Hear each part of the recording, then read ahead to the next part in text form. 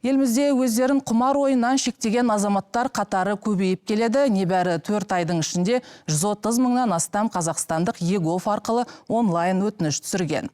Бас тартудан ондай азаматтарға лицензиясы бар ойын порталдарына, онлайн казиноларға және ойынханаларға кіруге рұқсат жоқ.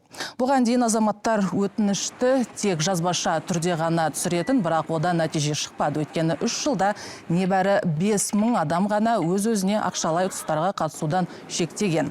Кейін туризм және спорт министрлігі мұны ЕГОВ порталына енгізді, яғни кез келген тұрғын өзін 6-12 айға дейінгі мерзімге бәс тігуден шектеуге ұялы телефон арқылы өтініш тастай алатын болды. Осылайша өңдеуге кететін уақыт азайып, букмекерлік кеңселерден тізімнен алып тастау процесі жеңілдетілді. Бүгінде елімізде құмар ойынға тәуелділік індеттей таралғаны рас. 2022 жылы 3 мыңнан астам адам ойын құмарлықтың кесірінен суицид жасапты. Сондықтан бұл онлайн жүйенің жұмыс істеуі үшін еліміз үшін маңызы зор.